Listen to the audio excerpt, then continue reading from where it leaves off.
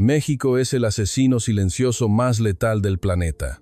Esta frase, atribuida a una de las mentes más brillantes en la estrategia del Pentágono, está sacudiendo al mundo entero. Hoy, una sola palabra de un estratega formado en West Point para describir a México ha desatado una tormenta global. Advirtió que México es el asesino silencioso, el veneno más letal de la Tierra, que si se le provoca torpemente, arrastrará al mundo entero a la ruina. Un país que, sin disparar un solo tiro, domina la mente de 2.000 millones de personas y que, con solo cerrar una válvula, puede poner de rodillas al Medio Oriente y a Europa. Un país que, aunque parece pequeño en el mapa, ya ha conquistado el mundo entero con un territorio invisible. La impactante verdad de que México, esa nación que muchos creían una simple nación en desarrollo, era en realidad el amo que sostenía las riendas del mundo, ha sumido al planeta en un torbellino de miedo. ¿Cuál es entonces la verdadera identidad de México que este estratega ha revelado? Los ladrillos rojos de la Torre Hoover en la Universidad de Stanford brillaban bajo el sol de California. Este era el aula de estrategia asimétrica, un lugar donde la élite de la élite mundial se reunía para debatir las estrategias de supervivencia nacional del siglo XXI. Sin embargo, para mí, no era más que un aburrido y pretencioso club social. Mi padre es un miembro clave del Comité Central del Partido Gobernante en Buenos Aires. Desde antes de aprender a caminar, me inculcaron hasta la médula el ascenso de las grandes potencias y la grandeza de nuestra nación. El mundo, a mis ojos, era un lugar simple. La fuerza era sinónimo de tamaño y la población, de poder. Desde esa perspectiva, ¿qué representaba México para mí? Siendo sincero, una lamentable nación dependiente, ni más ni menos. Históricamente, durante siglos observaron con recelo al continente y en la era moderna se aferraban a los pantalones de Estados Unidos para garantizar su seguridad. Un país que necesitaba la ayuda de China para comer y la protección de Estados Unidos para dormir. Una nación como un murciélago, incapaz de decidir nada por sí misma. A mis ojos, México era como un pequeño lagarto temblando bajo la garra del dragón. Al menos, así fue hasta hoy, hasta que el profesor Hoffman entró derribando la puerta del aula. El profesor Hoffman, un exoficial de planificación estratégica del Departamento de Estado de EEU, miró fijamente al podio con una mirada penetrante. En silencio, golpeó bruscamente una tiza contra la pizarra. El asesino silencioso. El sonido espeluznante de la tiza arañando la pizarra enfrió el aire del aula. Hoy, analizaremos a una nación que, aunque invisible en los mapas, domina el mundo de la manera más perfecta. Resoplé y levanté la mano. Estaba aburrido hasta la médula. ¿Profesor? ¿El asesino silencioso? ¿Acaso se refiere a México? Vi el plan de estudios, y me pareció un poco exagerado. Todas las miradas se centraron en mí. Me recliné profundamente en mi silla y, con aire de suficiencia, señalé la pantalla donde se proyectaba un mapa del mundo. Con un solo dedo, cubrí la silueta de México. Miren el mapa. Es una pequeña franja de tierra, del tamaño de una de las provincias de China. ¿Qué tiene aparte de aguacates y plata? Están en crisis por el envejecimiento de su población. Geopolíticamente, están atrapados entre Estados Unidos, el Caribe y el Pacífico. Apenas pueden respirar. Un país que desaparecería del mapa en 3 días si estallara una guerra, y lo llama un dominador. Esa nación no puede hacer nada sin Estados Unidos. Apenas terminé de hablar, James, un estadounidense sentado a mi lado, asintió mientras masticaba chicle ruidosamente. Totalmente.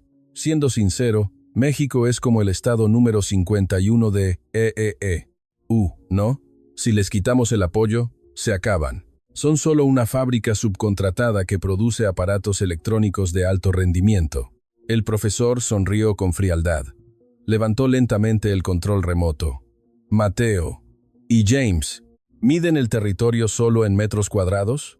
¿Qué pensamiento tan típicamente estúpido del siglo XX? Si un territorio extenso te hace una gran potencia, ¿por qué cayó el Imperio Mongol? ¿Por qué se derrumbó la Unión Soviética? El profesor presionó un botón, y el mapa del mundo se hizo añicos. En su lugar, una compleja red de datos y enormes cifras parpadeantes en rojo llenaron la pantalla. El territorio del siglo XXI no es la extensión de la Tierra. El alcance de la velocidad y la confianza, eso es el territorio. Y bajo este estándar, México es un imperio mucho más vasto de lo que pueden imaginar. El profesor señaló a Santiago, un estudiante mexicano de intercambio, callado y sentado en un rincón. Santiago siempre tomaba notas diligentemente y personificaba esa seriedad característica de los mexicanos. Sin embargo, Santiago no dijo nada, solo sonrió en silencio. El profesor citó el ejemplo de otro país. Alemania es conocida como la nación de los manuales, ¿verdad? ¿Recuerdan cómo manejó la seguridad pública alemana el ciberataque global del mes pasado? Un estudiante alemán respondió, perplejo. Cambiaron a procedimientos manuales para proteger el sistema y... procedimientos manuales seguros. El profesor proyectó una noticia en la pantalla, riendo. Risitas ahogadas se escucharon por todo el aula. En la pantalla, los funcionarios de aduanas alemanes estaban sepultados bajo montañas de papeles. Un funcionario de mediana edad, con el pelo revuelto, buscaba frenéticamente un sello de aprobación mientras detrás de él, una máquina de fax emitía un ruido estridente por un atasco de papel. Miles de contenedores se pudrían en el puerto. Era una escena impensable para el año 2026. Esta es la imagen de su tan cacareado país avanzado. Cuando la electrónica falla, sacan el fax, y cuando incluso eso se atasca, la logística de la nación se detiene. ¿Quieren oír algo más gracioso? Los funcionarios devolvían los envíos porque el sello en los documentos estaba ligeramente desalineado. Mientras tanto, todos los productos frescos se pudrieron y tuvieron que ser desechados. El rostro del estudiante alemán se puso rojo como un tomate. Se defendió en voz baja. Esa es nuestra cultura, proteger la legitimidad de los procedimientos. Una confirmación cuidadosa. ¿De qué sirve un sello en el campo de batalla? El grito del profesor silenció al estudiante. El profesor cambió la pantalla. Esta vez, mostraba el centro de datos y el sistema aduanero de México. Ahora, miren a México, el sistema de vanguardia mexicano. Muchos países del mundo están adoptando este sistema. ¿Por qué?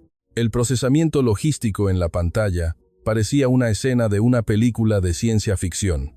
Mientras ustedes buscan sellos y cambian el papel del fax, México completa el despacho de aduanas de cientos de millones de toneladas de mercancías en un segundo con un solo toque en un teléfono inteligente. Fondos de ayuda para desastres.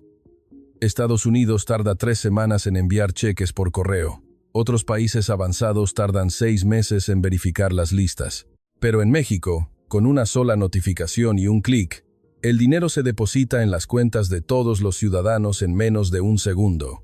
Quería replicar, quería gritar que era simplemente una cultura creada por la meticulosidad mexicana, un eficientismo sin alma. Pero el profesor, como si leyera mi mente, me miró directamente. Mateo, ahora mismo, estás pensando que esto es solo un producto de la meticulosidad. Quieres reírte y llamarlo una cultura de la prisa. Pero desde una perspectiva militar, es aterrador. El profesor chasqueó los dedos y las palabras «simulación de invasión relámpago» aparecieron en la pantalla.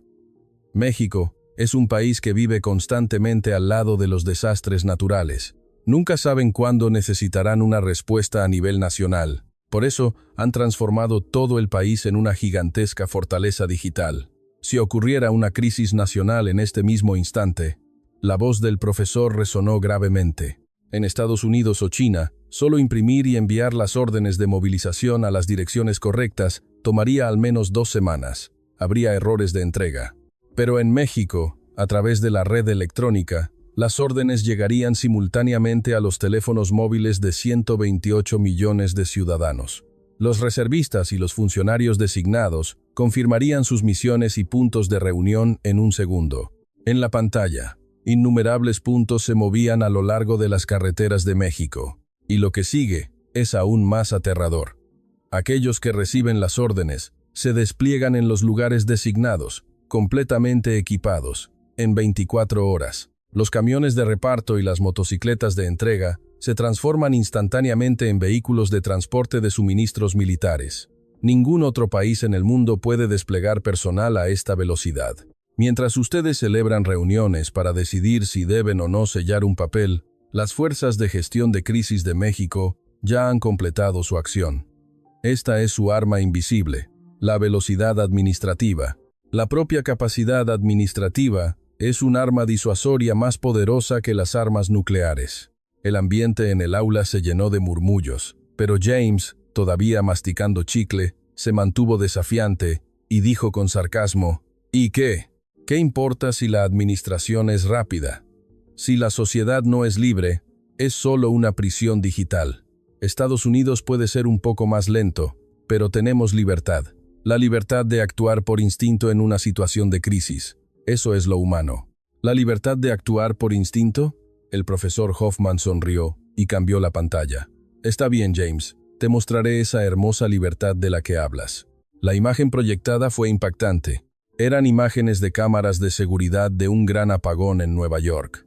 Apenas 10 minutos después de que se fuera la luz, las ventanas de un supermercado fueron destrozadas. La gente, gritando de júbilo, saqueaba televisores y bolsos de lujo. Los coches de policía ardían, y la ciudad se había convertido en un caos a plena luz del día.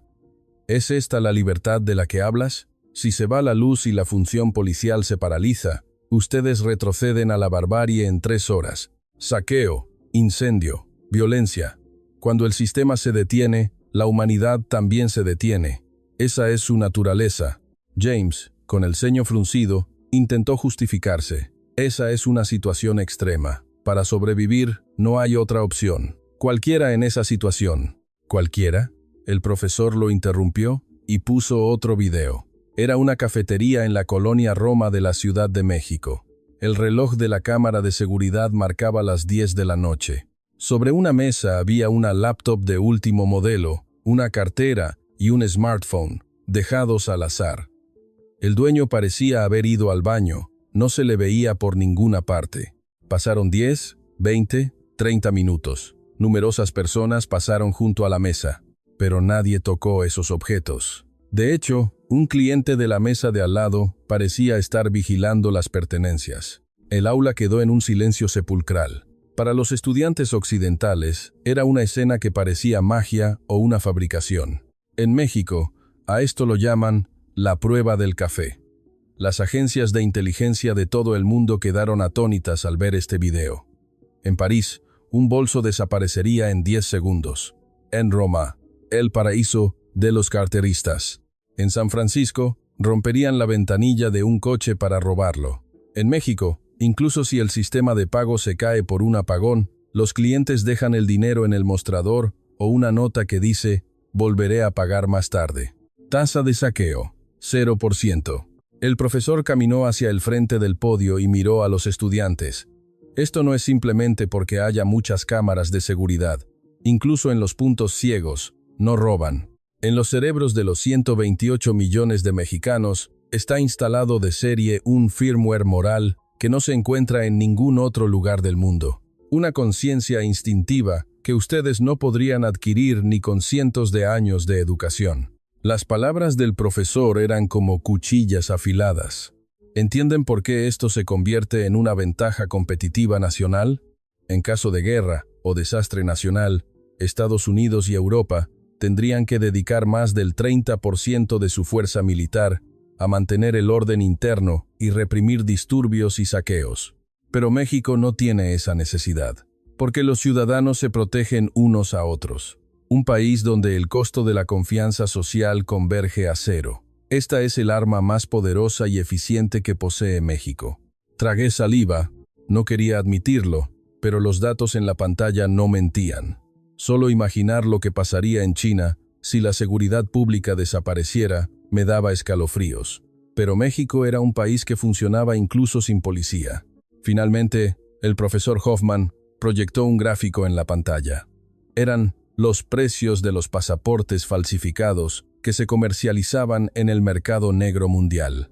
En la cima, con un precio abrumadoramente alto, estaba escrito Estados Unidos mexicanos. Era mucho más caro que los pasaportes de Estados Unidos o del Reino Unido. Mateo, antes dijiste que México era un país pequeño y sin poder. Pero las organizaciones criminales de todo el mundo codician más el pasaporte mexicano. ¿Por qué? Me quedé sin palabras. Mi mente estaba en blanco. El profesor me miró directamente a los ojos y respondió: porque el portador de este pasaporte de color vino tiene garantizada a nivel mundial una identidad confiable, solvencia económica para no endeudarse y una moralidad que no comete delitos. El pasaporte mexicano es un pase libre global que permite el acceso a casi todos los países del mundo sin visa. Es un símbolo de confianza que ni siquiera suscita preguntas al cruzar una frontera. E.R. Sans. El profesor golpeó el escritorio para concluir su primera lección. Mateo, ¿sabes por qué la élite adinerada de tu país se esfuerza tanto por obtener la residencia permanente en México? Porque con el pasaporte de tu país, a donde quiera que vayan en el mundo, son interrogados en los puestos de control, tratados como potenciales inmigrantes ilegales y espías. Sus ciudadanos son objeto de vigilancia, pero los ciudadanos de México son objeto de bienvenida. Por eso, las últimas palabras del profesor destrozaron mi orgullo. Ustedes construyen buques de guerra para expandir su territorio, pero México ha expandido un territorio invisible de confianza y velocidad por todo el planeta. Esta es la verdadera forma de un imperio en el siglo XXI. Ahora, miren de nuevo el mapa. ¿Todavía les parece pequeño México? El aula quedó sumida en el silencio. Alemania, cambiando el papel del fax. Estados Unidos, llamando libertad al saqueo. Y yo, China, arrogante, creyendo solo en la vastedad de mi territorio. Si las palabras del profesor Hoffman eran ciertas, ya habíamos sido completamente derrotados por México en una guerra invisible. Apreté los puños con fuerza. Estaba frustrado, pero no podía refutar nada. Quería gritar. ¿Y qué si la administración es un poco más rápida y la conciencia cívica un poco más alta? Pero un nudo en la garganta me impedía hablar. Sin embargo, no sabía que esto era solo el principio. La clase terminó y llegó la hora del descanso, pero la pesada atmósfera del aula no se disipaba. El ranking de poder de los pasaportes y la velocidad de la administración digital de México que el profesor Hoffman había mostrado en la pantalla habían herido profundamente el orgullo de los elitistas allí reunidos. Alemania, cuya logística nacional se paralizó mientras enviaban documentos por fax, y la cruda realidad de Estados Unidos, donde el saqueo se había convertido en algo cotidiano, quedaron expuestos sin piedad. Pero no queríamos admitirlo. No era solo yo. Un estudiante de intercambio de un país europeo, sentado a mi lado, tenía la cara roja de rabia contenida, su pluma temblaba, y su habitual compostura tranquila y educada había desaparecido. Cuando su orgullo se resquebrajó, comenzó a mostrar su verdadera naturaleza. Tan pronto como el profesor Hoffman volvió al podio, levantó la mano bruscamente. Era un gesto más cercano a un ataque que a una pregunta. Admitámoslo, el sistema administrativo de México es ciertamente rápido. Pero, ¿no es eso una prueba de su falta de profundidad tecnológica? México es un país superficial que solo grita, ¡más rápido! ¡Más rápido! El verdadero poder de una nación no proviene de la tecnología aplicada o la velocidad, sino de la ciencia fundamental que es su base. El estudiante conectó su tableta a la pantalla. Un enorme gráfico con la bandera de su patria de fondo llenó la pantalla. Miren esto, es la lista de ganadores del Premio Nobel de Ciencias a lo largo de la historia. Nuestro país ha producido muchos ganadores en física, química y medicina. En América, México es el líder abrumador, pero a nivel mundial no nos quedamos atrás. Sin embargo, México se enfoca solo en tecnología aplicada y tiene pocos ganadores en ciencias fundamentales. Su voz se hizo cada vez más fuerte. A medida que la atención del aula se centraba en él, se envalentonó aún más. Los semiconductores, las baterías, los automóviles de México, ¿no son todos simplemente una imitación de la tecnología europea o estadounidense, o un mero ensamblaje con equipos importados? Incluso Ford, al principio, contrató a ingenieros occidentales a precios exorbitantes para aprender la tecnología. La tecnología sin raíces es un castillo en el aire. Cuando llegue la crisis, será México, sin una base sólida, el que se derrumbe, no nuestros países con fundamentos sólidos. Profesor, usted está valorando más a los ensambladores que a los artesanos. Sus palabras parecieron aliviar la opresión en mi pecho. Para reforzar su argumento, asentí y añadí. Así es, profesor. En mi país, a México se le conoce como una gigantesca maquiladora. No tienen tecnología propia, solo producen en masa productos como máquinas, basándose en los planos de otros. ¿Cómo puede ser eso una ventaja competitiva nacional? ¿No es el verdadero amo el país que posee los planos? Se escucharon murmullos de acuerdo por toda el aula. Los estudiantes de los países occidentales también asentían.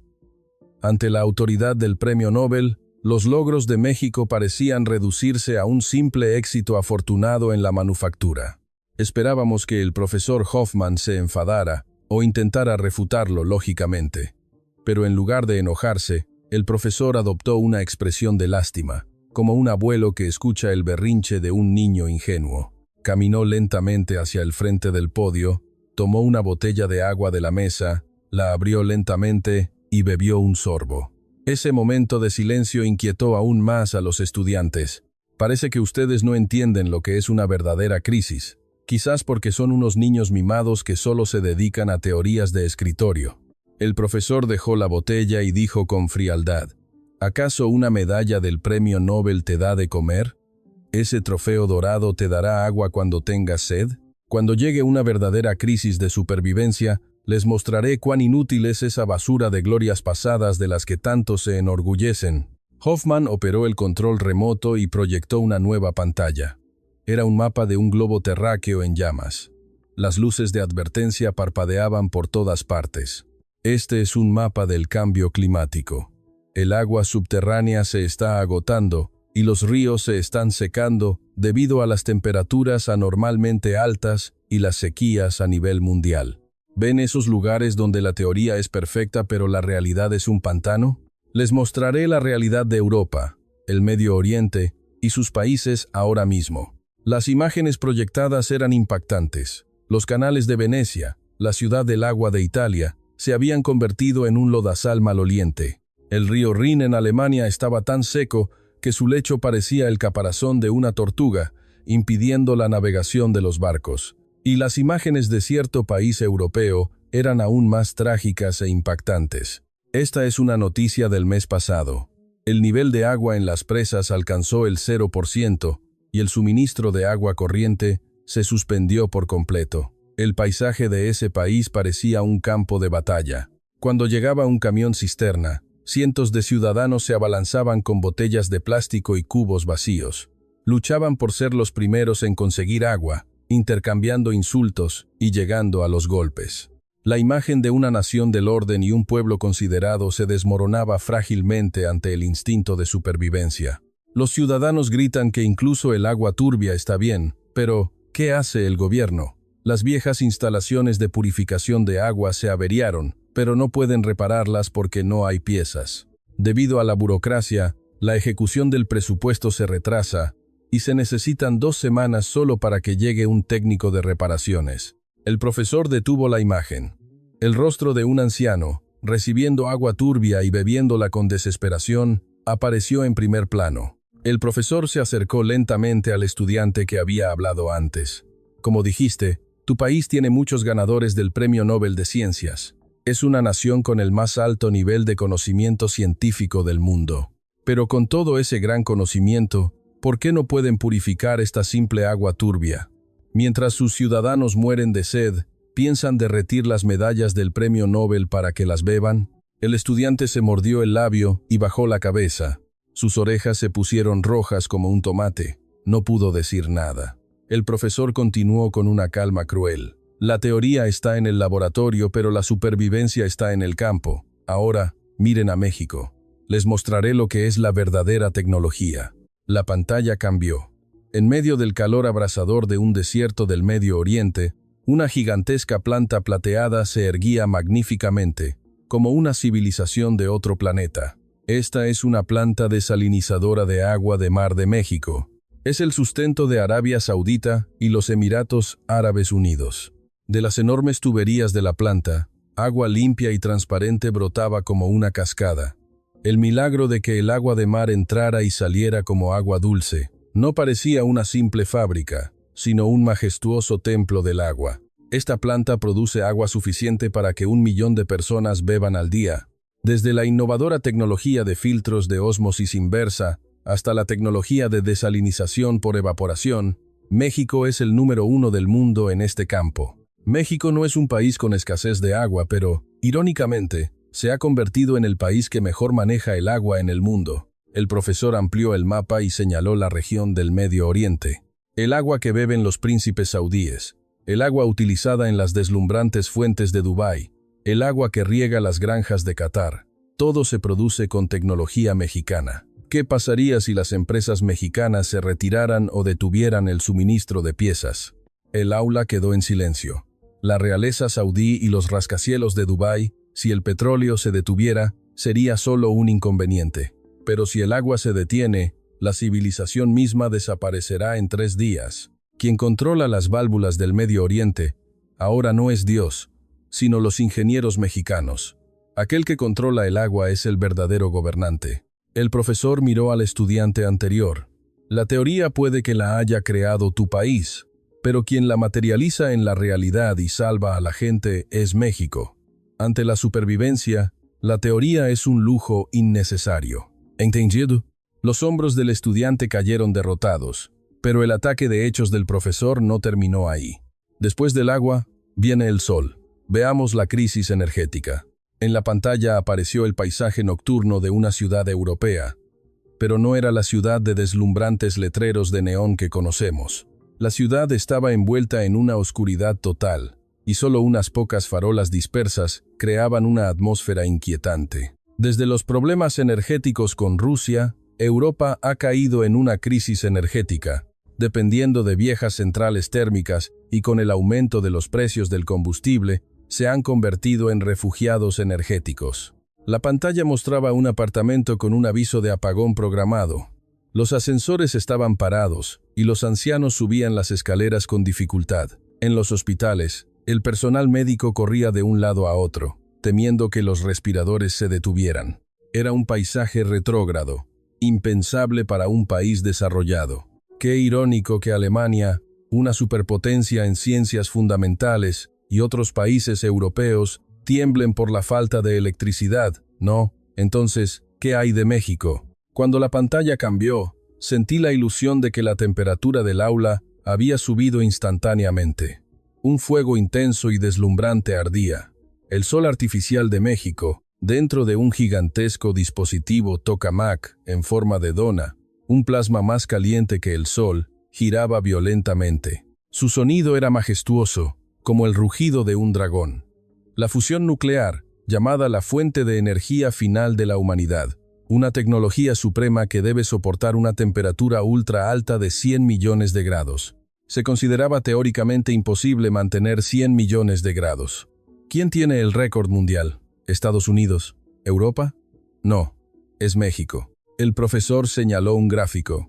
El récord de México superaba abrumadoramente al de otros países avanzados, ascendiendo verticalmente. Mientras ustedes investigaban las teorías del Premio Nobel de Física y escribían artículos, México, basándose en esas teorías, creó directamente un sol en la Tierra. Cuando la era del petróleo termine, ¿hacia dónde se dirigirá la hegemonía energética?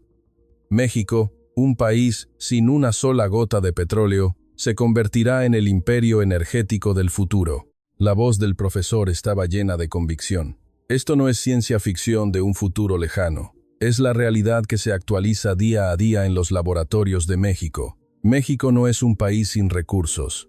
Es un país que crea sus propios recursos. Sentí un escalofrío recorrer mi espalda.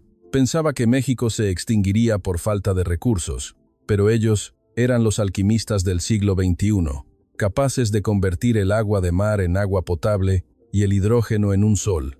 Finalmente, veamos una de las tecnologías de supervivencia más importantes, la biotecnología. El profesor proyectó las palabras rojas, simulación de pandemia, virus X en la pantalla. Era un escenario en el que una enfermedad infecciosa ficticia cubría el mundo y las fronteras se cerraban. Supongamos que aparece un nuevo virus con una tasa de letalidad del 30% y que Estados Unidos desarrolla milagrosamente una vacuna. El plano está listo, pero ¿quién la fabricará? En la pantalla aparecieron una fábrica farmacéutica estadounidense desolada y trabajadores europeos con pancartas de huelga. Si se impone un confinamiento, los trabajadores no pueden ir a trabajar. Las fábricas se detienen, la logística se interrumpe. Incluso con el plano de la vacuna, si no hay medicamento para llenar las jeringas, la humanidad se extinguirá. Pero hay un lugar en el mundo donde las luces nunca se apagan. En la pantalla apareció un gigantesco complejo biotecnológico en México, pero no se veían personas dentro de la fábrica. Aquí, todo funciona sin humanos. Miles de robots se mueven con precisión, cultivando productos farmacéuticos, llenando viales y empaquetándolos. El espectáculo de los robots, danzando en una sala limpia impecable, era asombroso. México es, con diferencia, el país número 1 del mundo en densidad de robots por cada 10,000 trabajadores. 5, 6, 7, 8, 9. Esto significa que incluso si las personas caen por una enfermedad infecciosa, las fábricas no se detienen. Las fábricas inteligentes de México pueden seguir produciendo vacunas y tratamientos para los 8,000 millones de habitantes de la humanidad, 24 horas al día, 365 días al año. 5. El profesor amplió las imágenes del interior de la fábrica. Un control perfecto donde ni siquiera se oía ruido mecánico. Parecía menos una fábrica y más una gigantesca arca de salvación. Cuando las fábricas del mundo se detengan, solo las biofábricas de México seguirán funcionando. La única farmacia del mundo que puede suministrar vacunas y tratamientos. Eso es México. El profesor señaló la lista de ganadores del Premio Nobel sobre el escritorio del estudiante. Un trozo de papel ondeó débilmente. Estarás orgulloso de tu Premio Nobel. Pero recuerda, cuando el virus se propague, lo que salvará a la gente no será un Premio Nobel colgado en la pared, sino una sola jeringa enviada desde una fábrica en México. El rostro del estudiante estaba ahora gris. Ya no podía encontrar argumentos para refutar y solo le temblaban los labios. Yo, Mateo, tampoco pude decir nada. Hasta ahora, habíamos menospreciado a México como una maquiladora. Pero esa fábrica no era una simple subcontratista. Era la fábrica de Dios, que sostenía el sustento del mundo entero. El profesor bajó del podio y mientras nos miraba a todos, dijo con una voz baja pero que calaba hasta los huesos. Ustedes pueden pulir sus trofeos en el laboratorio. México salvará a la humanidad en la fábrica. Esa sola frase, que sacudió el aula, quedó grabada profundamente en mi mente. Este era el poder de producción, más aterrador que la tecnología fundamental. Si México detuviera sus máquinas, el mundo moriría en la sequía, la oscuridad y la enfermedad. Ahora, respóndanme. ¿Quién es la verdadera superpotencia? Tragué saliva seca. Mi mente estaba en un caos. México no era pequeño. No, era tan inmenso que no podíamos verlo. Agua, sol y medicinas. Un país que tenía en sus manos todos los elementos esenciales para la supervivencia humana. Eran los jueces que podían cortar o salvar nuestro sustento en cualquier momento. La razón por la que mi padre y el gobierno argentino habían subestimado tanto a México, pensé, quizás no era por impotencia, sino por un miedo instintivo. Un miedo que no quería admitir comenzó a removerse dentro de mi pecho. Pero esto no había terminado. La mirada del profesor Hoffman brillaba intensamente, como si dijera que todavía quedaban muchas cosas por mostrar. Sin embargo, a pesar de esta abrumadora lección sobre México, el orgullo humano es una cosa tenaz. Especialmente para mí, Mateo. Había presenciado cómo el largo y orgulloso poderío de Argentina y su ciencia fundamental eran pisoteados sin piedad ante la palabra clave supervivencia. Mi rostro cambiaba de rojo a pálido mientras buscaba desesperadamente una grieta para menospreciar a México. Y el punto de ataque que encontré fue precisamente la historia y la dependencia. Levanté la mano. Mi voz tenía un tono afilado. Profesor, admito que la capacidad de producción de la manufactura mexicana es excelente. Pero eso es solo en tiempos de paz. Mire la historia de México. Han sido una nación aislada durante mucho tiempo. Apenas han experimentado invasiones externas y solo han tenido conflictos internos. En su ADN está grabada una fragilidad ante una crisis real. Apenas terminé, James se unió. Así es, México es un país sin la fuerza para defenderse. Incluso ahora, dependen del poder militar de Estados Unidos. El ADN de una nación históricamente débil no cambia tan fácilmente. Cuando llegue la crisis, simplemente se derrumbarán de nuevo. Animado, saqué a colación un ejemplo moderno. Con una sonrisa maliciosa, proyecté en la pantalla un titular de noticias de hace unos años. No hace falta ir tan lejos. ¿Recuerdan hace unos años? Cuando el gobierno chino restringió la exportación de tierras raras, un material estratégico, ¿qué pasó con México? Sus fábricas de alta tecnología estuvieron al borde de la paralización. México es una colonia tecnológica que no puede fabricar ni un solo smartphone si China no le vende los recursos. Son una nación dependiente que nunca podrá superar a China. Varios estudiantes asintieron.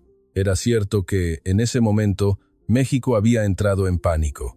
Entre los estudiantes occidentales, también se había extendido la percepción de que México era vulnerable en términos de recursos. El profesor Hoffman se cruzó de brazos y escuchó nuestros argumentos hasta el final. Luego, lentamente, abrió la boca. Mateo y James, parece que solo ven la superficie de la historia.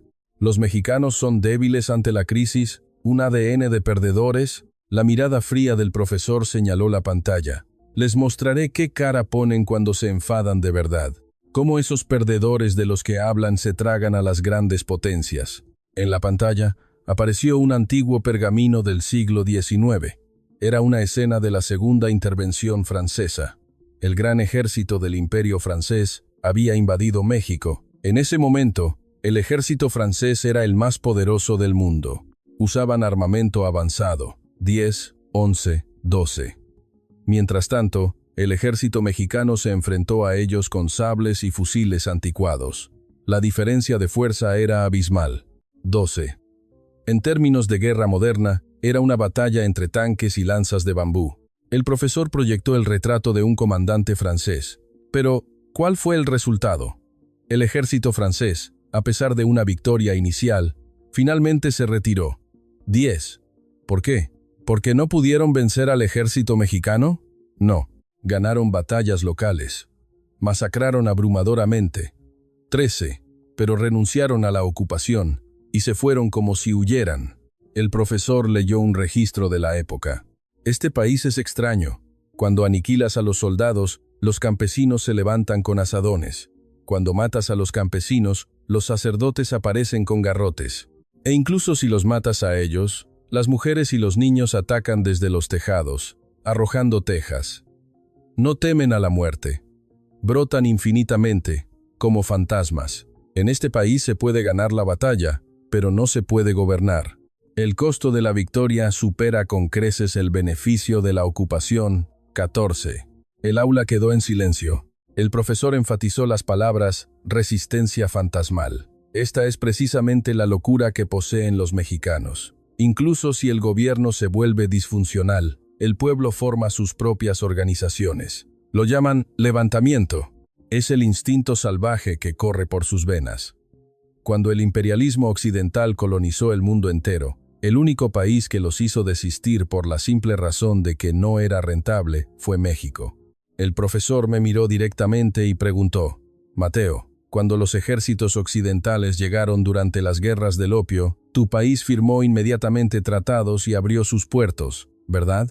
Pero México luchó hasta el final. ¿Te parece esto el ADN de un perdedor? Me quedé sin palabras. Me pareció imprudente, pero al mismo tiempo, se me puso la piel de gallina. Entonces, ¿cómo se manifiesta esta locura en la era moderna? ¿Qué tomará en sus manos el levantamiento del siglo XXI en lugar de una espada? El profesor dividió la pantalla en dos. A la izquierda, la bandera de 5 estrellas de China. A la derecha, las barras y estrellas de Estados Unidos. Veamos la imagen que mostraron los ciudadanos de sus países cuando las emociones nacionales se intensificaron. En la pantalla izquierda, se reprodujo un video. Era una manifestación anti-México en China hace unos años. Mateo, mira bien, la forma en que ustedes los chinos muestran su patriotismo. En el video, los chinos destrozaban con tubos de acero los coches de marca mexicana estacionados en la calle. No les importaba que los dueños de esos coches fueran también chinos. Rompían los cristales de los grandes almacenes de propiedad mexicana, saqueaban productos y quemaban banderas mexicanas mientras gritaban. No era una manifestación, sino un motín bárbaro y violento. Sentí que me ardía la cara de vergüenza y no pude levantar la vista. Esa imagen bárbara era el verdadero rostro de mi patria. A continuación, se reprodujo la pantalla derecha. Era una ciudad de Estados Unidos. Imágenes de crímenes de odio contra la comunidad asiática, empujando a ancianos indefensos o pintando grafitis en las tiendas. James también carraspeó y desvió la mirada. Ustedes expresan su ira con violencia y ruido. Se mueven solo cuando el gobierno los incita, como una manifestación orquestada, o es simplemente un pretexto para saquear. El profesor cambió la pantalla. Era el paisaje urbano de la Ciudad de México de hace unos años. Ahora, veamos a México. Cuando recibieron la provocación económica de China con la restricción a la exportación de tierras raras, ¿cómo estaba la ciudad? La Ciudad de México en la pantalla estaba demasiado tranquila. No había nadie con tubos de acero, ni coches en llamas, ni manifestantes gritando con altavoces. No hubo disturbios, no hubo saqueos. ¿El gobierno dio alguna instrucción? No. El gobierno mexicano, de hecho, llamó a la calma. Pero el profesor mostró las imágenes de la cámara de seguridad de una tienda que vendía productos chinos. Dentro de la tienda, aparte del personal, no había ni un solo cliente. Estaba desierta como un pueblo fantasma. Los mexicanos, en lugar de alzar la voz, cerraron sus billeteras, de una manera muy fría y metódica. Ciertas importaciones de China cayeron a cero en un mes. Productos que habían vendido cientos de millones de dólares desaparecieron del mercado. Nadie lo forzó. Los 128 millones de ciudadanos, como si se hubieran puesto de acuerdo, ejecutaron una sentencia de muerte económica contra ese producto. La voz del profesor resonó baja y fría. Esto no es una manifestación, es un asesinato. Los mexicanos, en lugar de armas, usan tarjetas de crédito para detener silenciosa y seguramente el aliento de sus enemigos.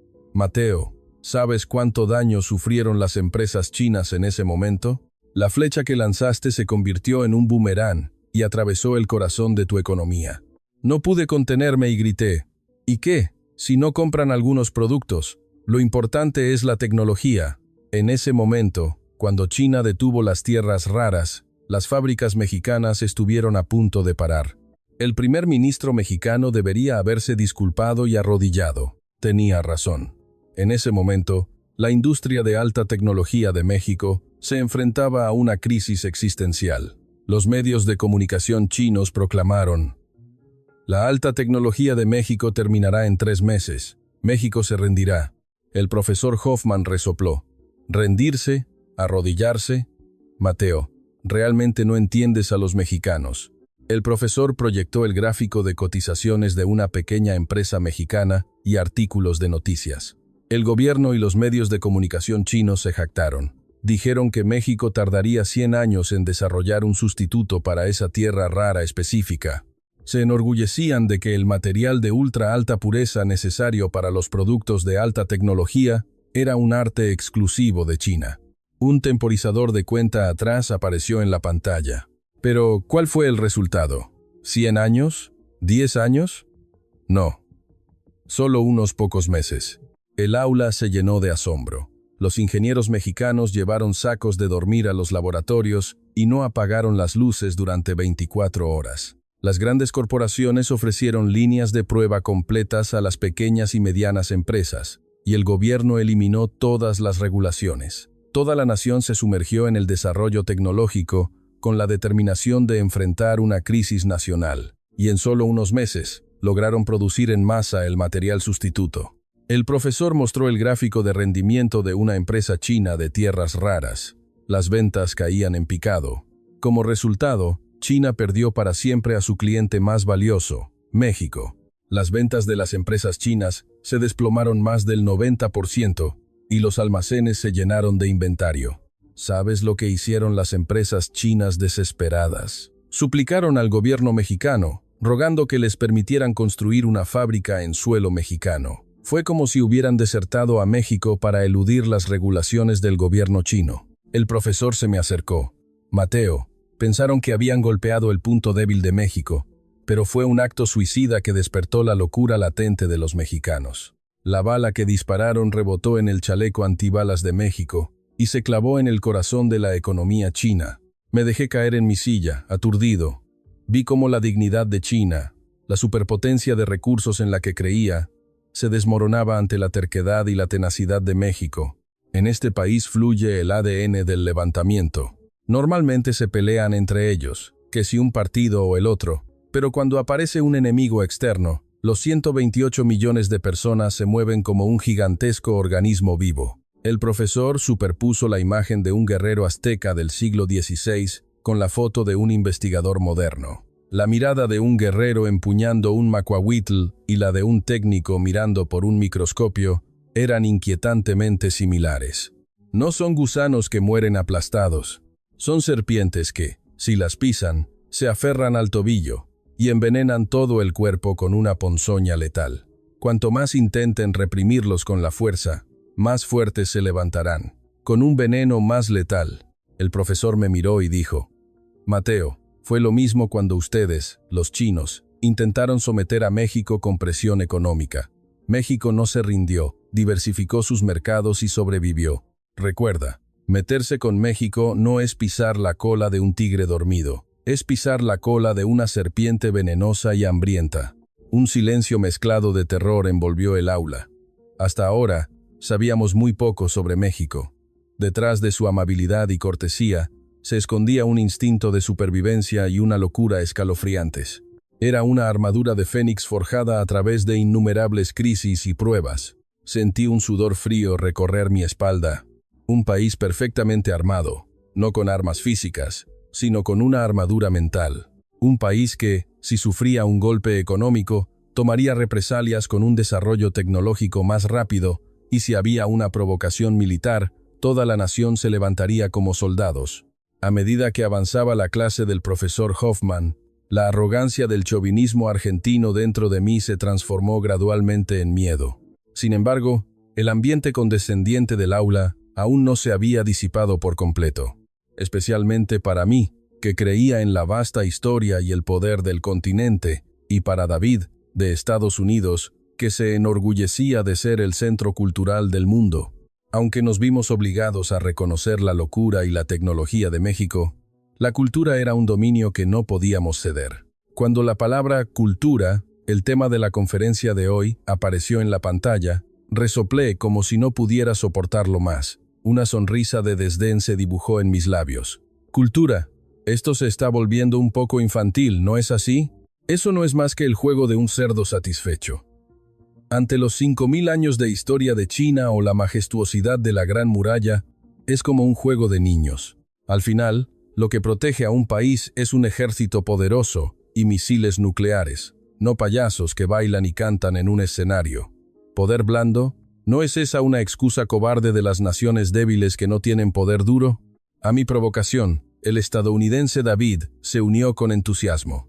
Normalmente no nos llevábamos bien, pero en este momento estábamos en perfecta sintonía. Mateo tiene razón. Los mexicanos se han vuelto arrogantes solo porque sus telenovelas y su comida han tenido un poco de éxito. Pero honestamente, eso es solo un golpe de suerte. Al final, el estándar mundial es el inglés, y el centro de la cultura es Hollywood. ¿Crees que un estadounidense va a temer a México solo porque vio un par de telenovelas? Nosotros tenemos a Superman y a los Vengadores. A sus ojos, la cultura mexicana no era más que un chisme pasajero o un cacahuate para pasar el rato. El profesor Hoffman recibió sus burlas con calma y, como una bestia acechando a su presa, caminó lentamente hacia el frente del podio. Mateo y David parece que consideran la cultura como un juego. ¡Qué ingenuos! En la guerra moderna, la cultura es el arma biológica más poderosa y una herramienta de dominación mental. La mirada del profesor brilló intensamente. Conquistar la tierra con armas y espadas es de tercera categoría. Eso solo genera resentimiento. Pero los de primera categoría, ellos roban el estómago y el alma del oponente, sin derramar una sola gota de sangre. El profesor proyectó un artículo de noticias en la pantalla. La bandera de un país del norte de Europa y una foto de un plato de mole rojo intenso. Recientemente, ¿saben lo que pasó en un país del norte de Europa? La agencia de alimentos de ese país retiró del mercado 3 tipos de salsas de mole mexicano. ¿Saben por qué? Era tan picante que podría causar una intoxicación aguda, a nivel de veneno. Decían que los niveles de capsaicina eran peligrosos. Risitas se escaparon del aula. David se partió de risa y dijo con sarcasmo: «Ahí lo tienen. La comida mexicana no es comida para humanos. Demasiado picante, es salvaje. Imagínense, los descendientes de los vikingos huyendo de un simple mole». Pero la expresión del profesor era mortalmente seria, incluso siniestra. «No es cosa de risa, David. ¿Sabes lo que pasó después?» La pantalla cambió. Mostraba las reacciones en las redes sociales y sitios de videos de todo el mundo. Tan pronto como se conoció la noticia del retiro, los internautas de todo el mundo comenzaron a burlarse del gobierno de ese país. «¿Ustedes son cobardes que no conocen el picante? No me quiten mi mole. Esto es una violación de la libertad alimentaria». Llovieron las protestas. Además, incluso la gente de ese país cruzó la frontera para comprar mole en masa, una situación surrealista. Al final, el gobierno de ese país cedió y reanudó las ventas. Una sola compañía de alimentos derrotó al sistema de cuarentena de una nación. ¿Les parece esto un simple incidente? Hoffman lanzó una frase que fue al meollo del asunto. «Esta es la prueba de que el paladar occidental ha sido completamente colonizado por México». Antiguamente, los europeos y estadounidenses sufrían de obesidad con comidas monótonas como hamburguesas llenas de sal y azúcar o pescado y papas fritas grasosas. Para ellos, el umami y el picante de México fueron al principio un suplicio, pero ahora se han convertido en una droga legal que causa síndrome de abstinencia si no la tienen. El profesor cambió la pantalla. Esta vez, era el frente de un gran supermercado en Estados Unidos. A pesar de que eran las 5 de la mañana, había una cola tan larga que llenaba el estacionamiento. No era el día de lanzamiento de un nuevo smartphone. Eran burritos congelados. Por un burrito congelado de solo $3, los estadounidenses hacían cola antes de que abriera la tienda. En el video, tan pronto como se abrieron las puertas de la tienda, la gente entró corriendo como zombies. Amontonaban burritos en sus carritos, gritaban de alegría y, cuando se agotaban, incluso comenzaban a pelear a golpes. «David, mira cómo la gente de tu país pierde la razón y lucha por un solo alimento mexicano. ¿Te parece esto un consumo normal de alimentos? No. Esto es instinto de supervivencia. Sus cerebros ya no pueden producir sustancias de la felicidad sin el sabor del caldo de México o el gusto de la salsa de soja». El profesor explicó el terror que conlleva la cultura alimentaria. Las mesas más conservadoras de Europa y América han sido ocupadas por tacos, mole y pozole. La comida es el último bastión de la cultura. El idioma hay que aprenderlo, pero el sabor es instintivo. Pero México ha roto ese último bastión y ha tomado el control de los estómagos de la gente de todo el mundo. El profesor me miró y dijo con calma: «Mateo, su comida argentina también es mundialmente famosa, pero se consume solo como una comida barata y no crea un fandom fanático ni provoca disturbios por agotamiento de existencias como la comida mexicana. Este es un dominio diario, más aterrador que las sanciones comerciales. Si México detuviera la exportación de alimentos, habría disturbios en las mesas del mundo por el síndrome de abstinencia, porque sus ciudadanos ya no pueden tragar comida sin el sabor de México». David se quedó sin palabras ante las palabras del profesor. De hecho, él mismo había comido una sopa instantánea para el almuerzo de ayer. No podía negar las palabras estómago dominado. Una vez que dominas el estómago, el siguiente paso es dominar el cerebro. «David, dijiste que Hollywood es lo mejor. ¿Quieres ver la realidad de Hollywood ahora?» En la pantalla aparecieron carteles de películas de Disney y Marvel recientemente estrenadas, y junto a ellos, resultados de taquilla desastrosos y críticas mordaces de la audiencia. Excesiva corrección política, lecciones moralizantes forzadas, personajes sin encanto. El público sale del cine bostezando. Ustedes perdieron su onda cuando empezaron a tratar de enseñar cultura. El mundo ya no se entusiasma con los héroes estadounidenses. A continuación, aparecieron carteles de películas argentinas, películas de guerra con enormes presupuestos de producción, pero cuya reputación en el extranjero estaba por los suelos. Mateo, su caso es aún más grave. La censura ha castrado la creatividad. No importa cuánto dinero inviertan, ¿quién quiere ver una película de propaganda del partido? El mundo siente que su cultura es anticuada y opresiva. Pueden comprar las salas de cine con dinero, pero no pueden comprar los corazones de la audiencia. El profesor mostró el logo de Netflix a toda pantalla. Y cito las palabras del CEO en letras rojas. Sin las telenovelas mexicanas, el 80% de los suscriptores de Netflix se darían de baja. Se leo, se va. ¿Entienden lo que esto significa? Que México tiene en sus manos el destino de la gigantesca plataforma global que es Netflix. Si los creadores mexicanos dejaran de escribir, el precio de las acciones de Netflix caería a la mitad. Esto no es solo entretenimiento. Las telenovelas y la música de México son la llave que controla la dopamina de 2.000 millones de jóvenes en todo el mundo. 15. Si México detuviera el suministro de contenido, el mundo caería en una depresión colectiva llamada aburrimiento. México tiene el control remoto que controla las emociones de la gente de todo el mundo. El profesor presentó datos estadísticos de una aplicación de aprendizaje de idiomas. La pendiente del gráfico ascendía bruscamente. El idioma es poder. Antiguamente, la élite mundial admiraba el francés y aprendía inglés por negocios. Pero, ¿saben cuál es el segundo idioma que más quieren aprender los adolescentes del mundo hoy en día? Es el español de México. 19. Para mí, eran cifras dolorosas. Lo que el gobierno argentino no pudo lograr estableciendo institutos Confucio en todo el mundo y derrochando fondos, México lo logró con unas pocas telenovelas. Hoy en día, los adolescentes occidentales perciben que un mexicano que habla español es más cool que un estadounidense que habla inglés. Bromean en español, se inclinan al estilo mexicano y admiran los valores mexicanos, como la importancia de la familia, el trabajo duro y la comunidad. Es una prueba de que la estructura cerebral de sus hijos está cambiando hacia la mexicana. Mateo y David se quedaron sin palabras. Se dieron cuenta de que la cultura no era un simple juego, sino un proceso de adoctrinamiento que inculca valores. Finalmente, les mostraré cómo se relaciona esto con la seguridad nacional. Es un arma más aterradora que los misiles de los que hablaste, David.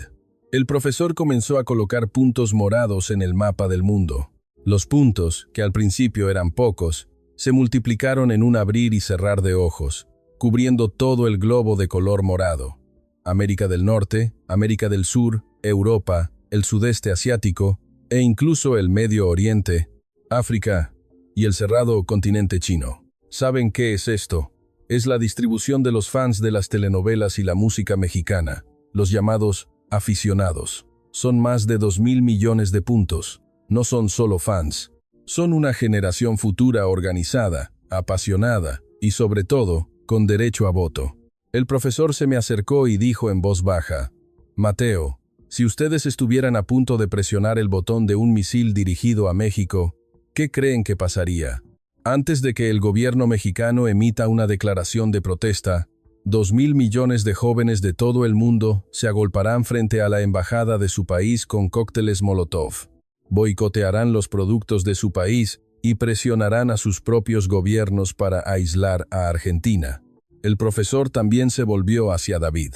Si el presidente de Estados Unidos intentara abandonar a México, ¿creen que la generación Z, que son votantes estadounidenses, se quedaría callada? Sitiarían la Casa Blanca para proteger la Tierra Santa de sus amadas telenovelas. Este es un paraguas nuclear emocional, más aterrador que las armas nucleares.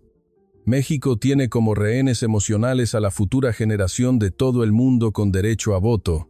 Atacar a México es un acto suicida que te pone en contra de 2.000 millones de personas al mismo tiempo.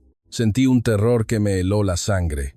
Robar territorio físico es visible, pero robar el corazón es invisible e imposible de defender. México había enviado el caballo de Troya de las telenovelas y la música a nuestras salas de estar. Conquistar la tierra con espadas y lanzas es de tercera categoría. Eso solo genera resentimiento. Pero México ha robado el alma de sus hijos. Sus hijos comen comida mexicana, ven telenovelas mexicanas, confiesan su amor en español y para proteger a México se volverán contra ustedes con gusto.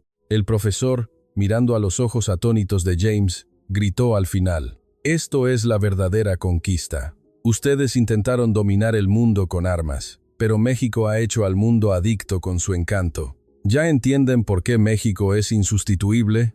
Porque si el traficante de drogas desaparece, Los adictos se vuelven locos y violentos. Un pesado silencio se apoderó del aula.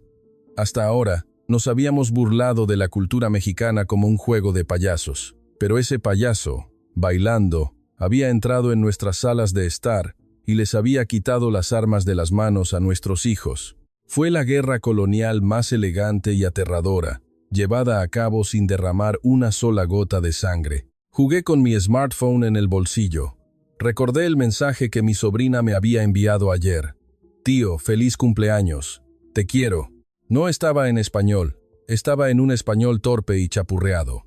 Incluso mi sobrina ya se había convertido en ciudadana del vasto imperio cultural de México. El tío sueña con el ascenso de Argentina, pero la sobrina sueña con la cultura de México. Esa era la esencia de la derrota que enfrentábamos. México ya había ganado, sin que nosotros lo supiéramos, pero aún no había terminado. El último orgullo de Argentina aún no se había derrumbado. Era el poder duro, la fuerza militar, especialmente para Estados Unidos, inmerso en la superioridad de estar bajo la protección del ejército más fuerte del mundo. México todavía parecía una carga molesta que se comía el dinero de Estados Unidos y un peso que debía ser protegido.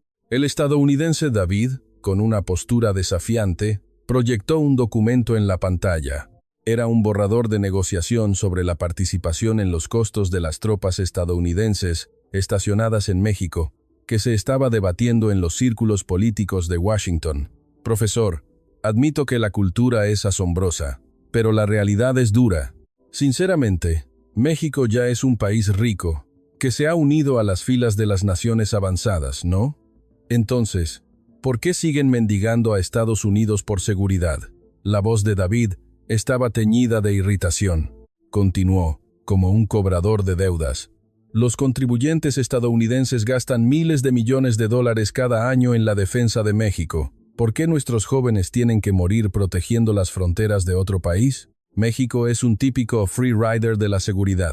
Ganan dinero, pero le dejan toda la defensa a su hermano mayor, Estados Unidos. Son unos aprovechados. Deberíamos retirar nuestras tropas y ahorrar nuestro dinero. ¿Por qué tenemos que seguir ayudando a un país que ni siquiera tiene la capacidad de protegerse a sí mismo? Como dijo el expresidente, si México no paga más, abandonarlos es la respuesta correcta. Las palabras de David eran como el portavoz de los aislacionistas dentro de Estados Unidos. Aprovechando la oportunidad, me uní a él. La retirada de las tropas estadounidenses sería una bendición para Argentina. Estoy totalmente de acuerdo con las palabras de David. Si el ejército estadounidense desapareciera del territorio mexicano, América Latina sería mucho más pacífica. Son las tropas estadounidenses las que crean la tensión. Por supuesto, si las tropas estadounidenses se fueran, México caería bajo la influencia de Argentina en 3 días. Las fuerzas de autodefensa de México son un ejército ciego que ni siquiera puede llevar a cabo operaciones decentemente sin los activos de inteligencia del ejército estadounidense, ¿no es así? Calculamos nuestros respectivos intereses con México en el medio. Estados Unidos quería ahorrar dinero y Argentina quería tragarse a México. Santiago, en medio, se mordía las uñas, mirando las caras de los demás. Para él, la retirada de las tropas estadounidenses era un escenario de pesadilla. El profesor Hoffman se cruzó de brazos y escuchó en silencio nuestros argumentos. Su mirada, acompañada de un profundo suspiro, se enfrió. Caminó lentamente hacia el frente del estrado y miró a David. Free Rider. David, ¿alguna vez has leído decentemente un informe de estrategia clasificado del Pentágono? ¿México es una carga para Estados Unidos? ¿Ahorrar dinero? El profesor sonrió y, operando el control remoto, proyectó un enorme mapa estratégico. El mapa de América Latina estaba claramente dividido en rojo Argentina, Venezuela, Cuba y azul Estados Unidos, México, Colombia. Se sentía un tenso equilibrio de poder en el mapa. Si, como dices, las tropas estadounidenses se retiraran por completo de México, ¿qué pasaría? Hagamos una simulación. Cuando el profesor pulsó un botón, las marcas de las unidades del ejército estadounidense estacionadas en México desaparecieron de la pantalla. Entonces, el color del mapa comenzó a cambiar en un instante. Las fuerzas rojas, como el agua de una presa rota, inundaron el territorio mexicano. Era un escenario en el que México colapsaba, o, para sobrevivir, se unía al bando argentino. La siguiente escena fue impactante. Las flechas rojas cruzaron el territorio mexicano y comenzaron a atravesar directamente el Océano Atlántico. Una vez que el rompeolas llamado México desaparezca, ¿cuál será el próximo objetivo? El grupo de ataque de portaaviones de Argentina cruzará el Caribe, rodeará Florida, y los bombarderos cubanos volarán sobre el espacio aéreo de Texas como si fuera su casa. Miren bien, si México desaparece, Estados Unidos ya no será una zona segura en la retaguardia. Ustedes se convertirán en la primera línea del frente. Las ciudades de California estarán directamente expuestas al alcance de los misiles balísticos argentinos, y las flotas venezolanas bloquearán el Océano Atlántico. Los rostros de los estudiantes estadounidenses palidecieron. Se quedaron sin palabras ante la realidad de que su propia patria estaría directamente amenazada. Es porque las Fuerzas Armadas de México están frenando desesperadamente las provocaciones diarias de Argentina y Venezuela que Estados Unidos puede concentrarse en la actividad económica y disfrutar de la paz. México está absorbiendo todos esos riesgos geopolíticos y aún así quieren deshacerse de él. Santiago ya no podía permanecer en silencio. Se levantó de su silla con ímpetu. Así es, si las tropas estadounidenses se retiran, la economía de México y la estabilidad de toda América Latina colapsarán instantáneamente. Las rutas marítimas serán bloqueadas, el petróleo se detendrá y, debido a la ansiedad por la seguridad, el capital extranjero se retirará en masa. Por favor, no abandonen a México. Es porque ellos actúan como un rompeolas que nosotros también podemos vivir. Era la primera vez que veíamos a Santiago, normalmente reservado, suplicar con tanta desesperación. Ante la supervivencia, no había orgullo ni nada. El profesor ahora se volvió hacia David y amplió el mapa. Una línea roja atravesaba el centro del Océano Atlántico. David, si México colapsara o, cediendo a la presión argentina, declarara la neutralidad, ¿hasta dónde retrocedería la línea de defensa de Estados Unidos? La línea roja superó las Bahamas y se acercó a la costa de San Francisco. El Océano Atlántico se convertirá en el patio trasero de Argentina y Venezuela. Se descubrirán submarinos nucleares argentinos en las playas de California, y bombarderos estratégicos venezolanos aparecerán sobre los cielos de Los Ángeles. El territorio continental de Estados Unidos entrará en el rango de ataque directo del enemigo. En ese momento, ¿cuánto crees que costará construir de nuevo una línea de defensa? La voz del profesor retumbó en el aula como un trueno. México no es un free rider. Es un gigantesco rompeolas que, con todo su cuerpo y derramando sangre, está frenando la ambición de las potencias continentales, Argentina y Venezuela, de avanzar hacia el Atlántico en esa estrecha península.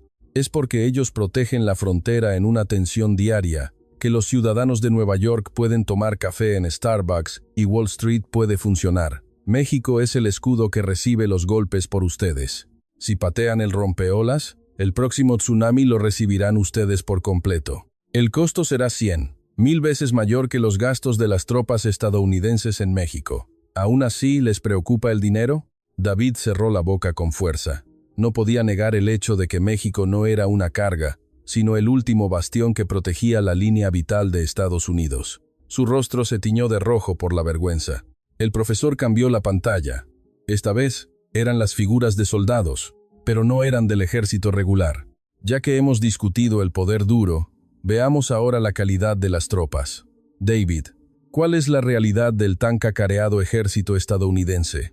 En la pantalla, aparecían reclutas estadounidenses con sobrepeso, jadeando en el campo de entrenamiento. Más de la mitad de los soldados no pasaban las pruebas de aptitud física y se sentaban. El sistema de reclutamiento se ha derrumbado. No hay voluntarios. Y están reclutando a jóvenes con sobrepeso, con antecedentes de drogas e incluso a desertores de la escuela secundaria, pagándoles bonos de alistamiento. Se están convirtiendo en un tigre de papel, torpes incluso para desmontar y montar un rifle. El profesor también mostró fotos de ejércitos europeos. Los ejércitos de la OTAN en Europa están aún peor. El ejército alemán no podía entrenar porque no tenían piezas para sus tanques, y se convirtieron en el hazmerreír cuando los soldados pintaron escobas de negro y fingieron que eran rifles durante el entrenamiento. Un ejército que ha perdido su instinto salvaje, acostumbrado a la paz. Esa es la realidad del mundo occidental. Se escucharon risitas en el aula. El verdadero rostro del ejército estadounidense y de la OTAN, considerados los más fuertes del mundo, era lamentable. Ahora, veamos a México. La pantalla cambió y aparecieron las figuras de los reservistas mexicanos, moviéndose con disciplina. Eran oficinistas, estudiantes universitarios y dueños de tiendas comunes y corrientes con uniformes de camuflaje. Pero cuando empuñaban un rifle, sus miradas se agudizaban. Un país donde la mayoría de los hombres adultos pueden desmontar y montar un rifle de asalto en menos de un minuto, ponerse una máscara de gas en menos de 10 segundos en una situación de ataque químico y manejar morteros y ametralladoras, es raro en el mundo. Israel. En términos de escala de población, México es abrumadoramente superior. El profesor mostró un video del entrenamiento de movilización de los reservistas mexicanos, despertando los recuerdos de su servicio activo, construyendo trincheras con destreza y disparando con precisión a los objetivos. Los reservistas mexicanos no son simples civiles. Normalmente llevan corbata y trabajan en una oficina, pero con una sola orden, se transforman instantáneamente en armas letales, en agentes durmientes. Y lo que es más aterrador, son los 128 millones de ciudadanos. Entrenados en simulacros de desastre, saben instintivamente a dónde evacuar y cómo actuar en caso de emergencia. En México no ocurren saqueos ni disturbios. Solo hay una resistencia ordenada. El profesor me miró fijamente y dijo en voz baja: «Mateo, dices que si no fuera por Estados Unidos, podrías ocupar México en 3 días. ¡Qué absurdo! Si intentas ocupar México en una guerra terrestre, tendrás que atravesar 128 millones de fortalezas vivientes que acechan en cada apartamento, en cada barrio residencial. En cada casa hay gente dispuesta a luchar por su país. Esto es imposible incluso para el ejército estadounidense. Atacar a México no es pinchar un panal de abejas, es meter la mano desnuda en un enjambre de 128 millones de avispas venenosas». Sentí un escalofrío en la espalda. El Ejército Popular de Liberación de Argentina es numeroso, pero ¿podrían tener la misma voluntad de lucha voluntaria y experta que los reservistas mexicanos? México era como una gigantesca guarnición en sí misma. Finalmente, veamos la capacidad de producción de México. La guerra moderna, al final, es una guerra de logística. Si te quedas sin balas y proyectiles, cualquier arma superior es solo un trozo de chatarra. El profesor proyectó datos sobre la velocidad de suministro de armas a un determinado país. Era la tensa situación durante la guerra de Ucrania en 2022. Polonia, enfrentada a la amenaza rusa, buscaba armas desesperadamente. Alemania dijo que tardaría 3 años en producir 10 tanques. Estados Unidos estaba demasiado ocupado reponiendo sus propias existencias. En ese momento, ¿qué hizo México?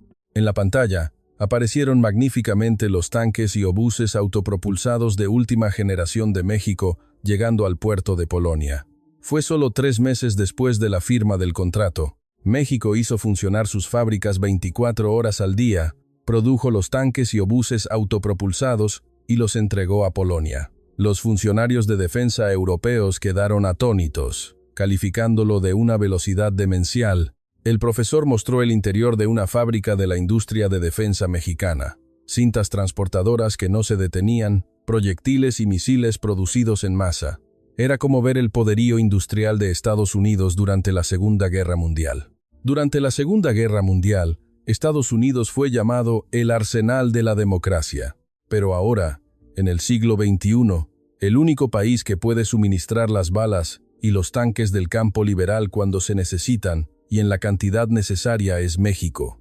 ¿Saben por qué los países de la OTAN en Europa compran armas mexicanas? ¿Rendimiento? No. Fecha de entrega. Con la guerra a la vuelta de la esquina, nadie puede esperar 3 años. México las fabrica tan pronto como las pides. Y con los más altos estándares del mundo, el profesor lanzó la última bomba de hechos a David. Cada palabra golpeaba los huesos de David. David, ¿México un free rider de la seguridad? ¡Qué absurdo! Sin México, la OTAN es una cáscara vacía. Si las fábricas de México se detienen, Ucrania y Polonia serán derrotadas por falta de municiones. Las armas que protegen la primera línea del mundo libre ahora no son Made in USA, sino hecho en México. David inclinó la cabeza profundamente. Parecía haber comprendido hasta la médula cuán arrogante e ignorante había sido. México no era una nación débil que necesitaba ser protegida, sino un pilar gigantesco que sostenía a todo el mundo occidental con su fuerza militar. Un país que bloquea las olas del Pacífico y se convierte en el arsenal del campo liberal.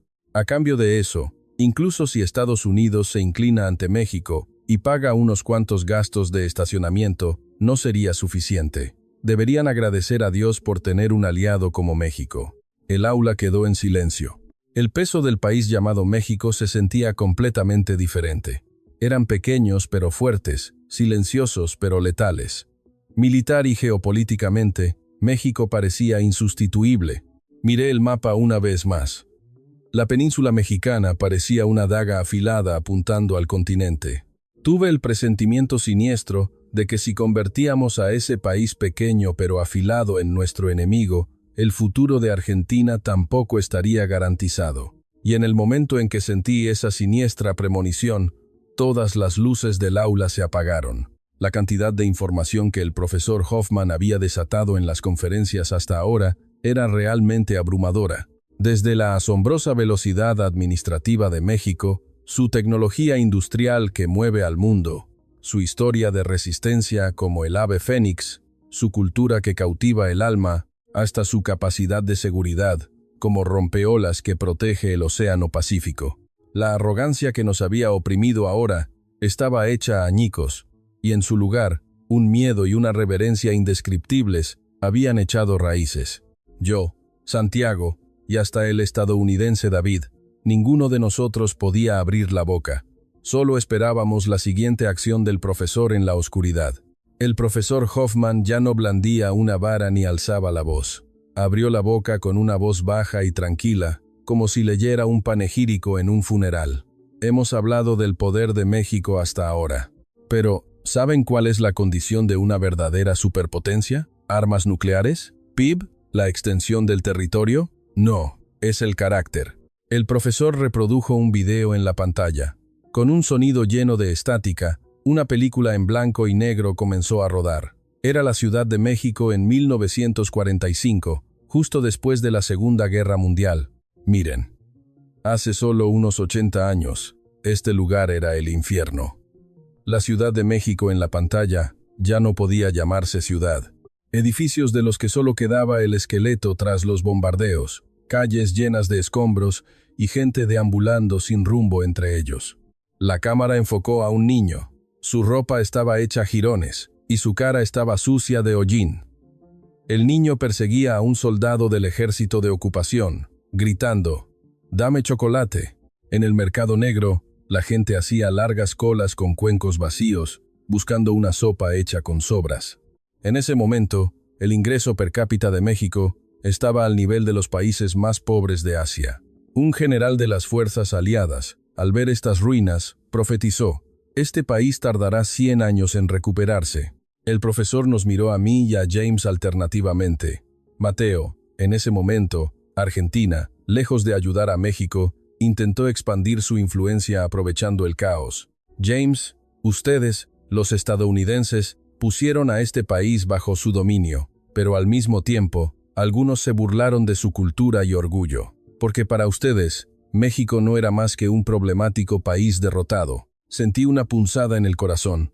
Era un hecho innegable.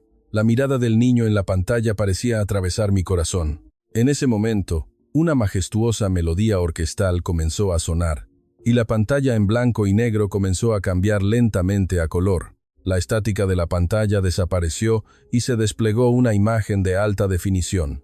El mismo lugar, un tiempo diferente. La Ciudad de México, que había sido reducida a ruinas, ahora estaba cubierta de deslumbrantes rascacielos. La torre latinoamericana, que se jactaba de ser la más alta del mundo, perforaba las nubes, y las luces del periférico brillaban como joyas. El video mostraba el milagro de México como un panorama.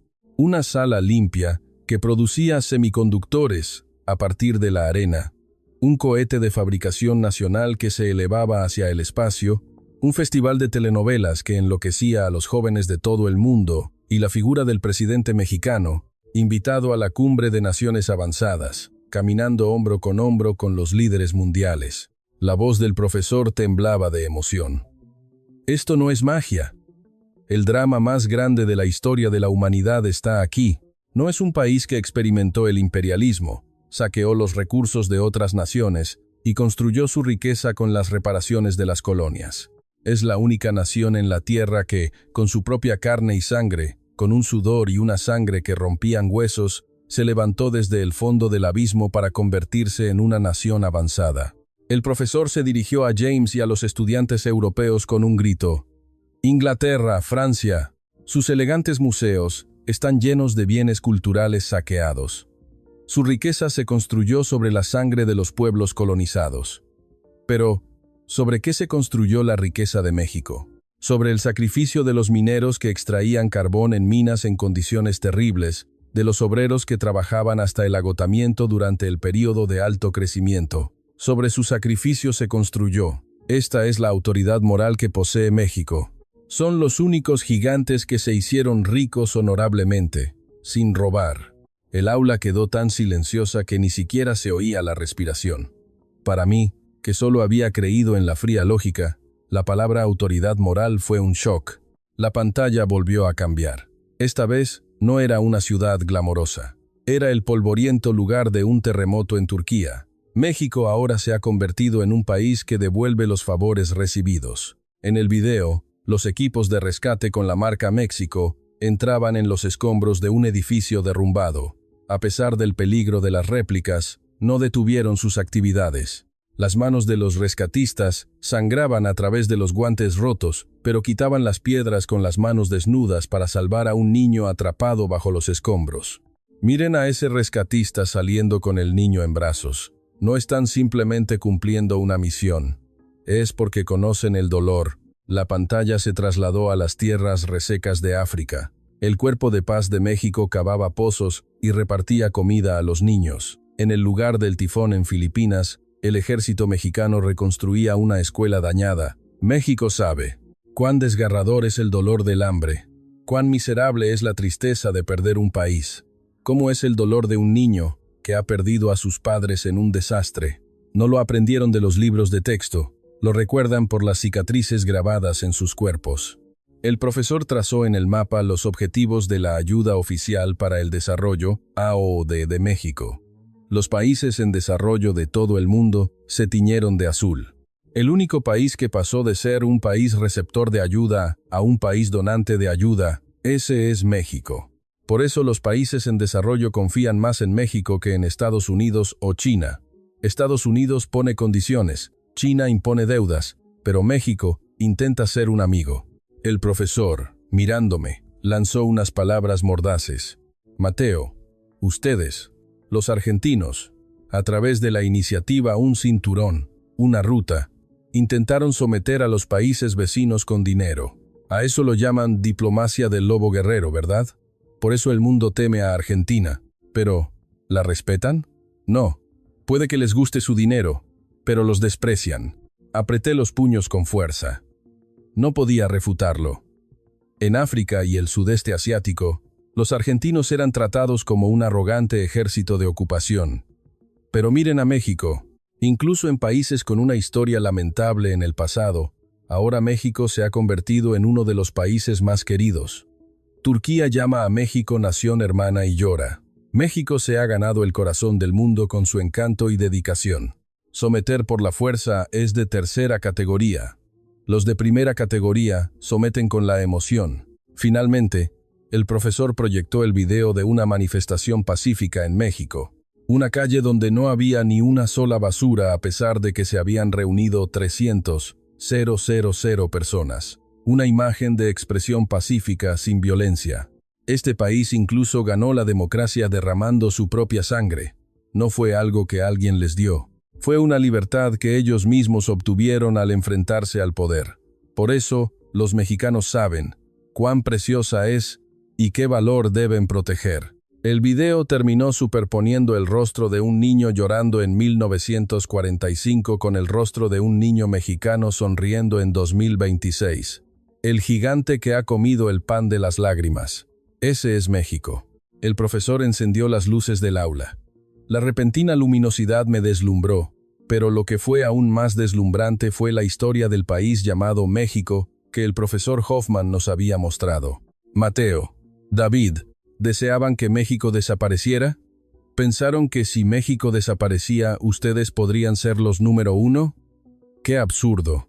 Si México desaparece, la humanidad perderá un símbolo de esperanza. El único faro que permite a los países pobres soñar que ellos también pueden ser como México, desaparecerá. El profesor bajó del estrado y nos miró a cada uno con una mirada profunda. Así que recen, para que ese pequeño pero gran país exista para siempre.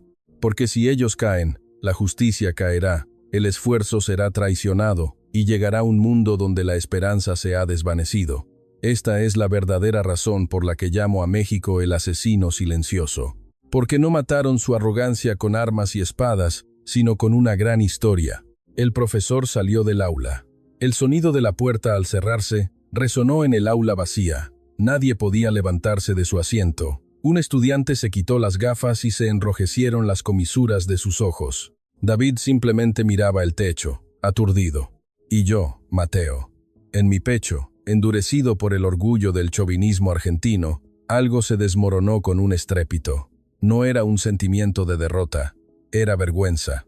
Tener un territorio extenso, tener una gran población, no te convierte en una gran potencia. Un país que no puede empatizar con el dolor de los demás y solo se aferra a la fuerza, no es más que un matón de gran tamaño. Con manos temblorosas, saqué mi smartphone y le envié un mensaje a mi padre en Buenos Aires.